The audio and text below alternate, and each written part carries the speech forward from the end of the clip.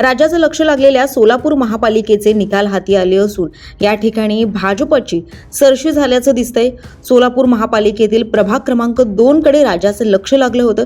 त्याचं कारणही तसंच, कारण या ठिकाणी मनसेचे युवा नेते बाळा सर्वदे यांची हत्या झाली होती आणि ह्याच प्रभागामध्ये नेमका निवडणुकीचा निकाल काय लागतोय याचीच उत्सुकता सर्वांना लागली होती। या प्रभागातील निकाल आता स्पष्ट झालाय आणि या प्रभागातून भाजपाच्या उमेदवार शालन शिंदे या विजयी झाल्या आहेत। शालन शिंदे यांनी थेट तुरुंगातूनच निवडणूक लढवली होती आणि आता त्या विजयी झाल्याची माहिती समोर आली आहे। दरम्यान प्रभाग क्रमांक 2 मधील भाजपाचे सर्वच उमेदवार विजयी झाले असून किरण देशमुख यांनी तब्बल 11,000 मतांनी विजय मिळवल्याची माहिती आहे। भाजपा आमदार विजयकुमार देशमुख यांचे पुत्र किरण देशमुख, कल्पना कारभारी, नारायण बनसोडे आणि हत्येच्या आरोपात तुरुंगात असलेल्या उमेदवार शालन शिंदे विजयी झाले आहेत। प्रभाग 2 मधील उमेदवारी माघारी घेण्यावरून मनसेचे युवा नेते बाळासाहेब सर्वदे यांची हत्या झाली होती आणि या घटनेनं संपूर्ण महाराष्ट्रात एकच खळबळ उडाली होती।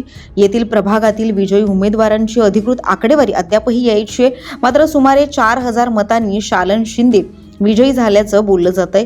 तर आमदार विजयकुमार देशमुख यांचे पुत्र किरण देशमुख सुमारे 11,000 मतांनी विजयी झाले आहेत। दरम्यान शालन शिंदे यांच्या विजयानंतर मनसेची ही प्रतिक्रिया समोर आलेली आहे।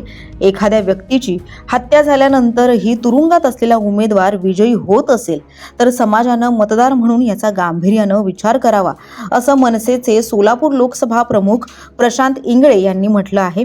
शालन शिंदे यांच्या विजयानंतर मनसेचे लोकसभा प्रमुख प्रशांत इंगळे यांनी ही प्रतिक्रिया दिली।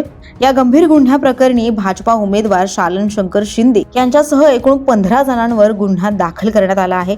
बाबासाहेब आंबेडकर यांनी जे संविधान केलं त्याची ही हत्या आहे। बाळासाहेब सर्वदे हे राज ठाकरेंचे निष्ठावान होते, असं इंगळे यांनी म्हटलंय। या सगळ्या प्रकारानंतर मनसेचे नेते अमित ठाकरे यांनी सर्वदे कुटुंबियांची भेट घेतली होती आणि घडलेल्या सगळ्या प्रकारावरती संताप व्यक्त केला होता। अशा प्रकारे जर निवडणुका जिंकायच्या असतील तर आम्हाला निवडणुका लढवायच्याच नाहीत, अशी प्रतिक्रिया ही अमित ठाकरे यांनी दिली होती।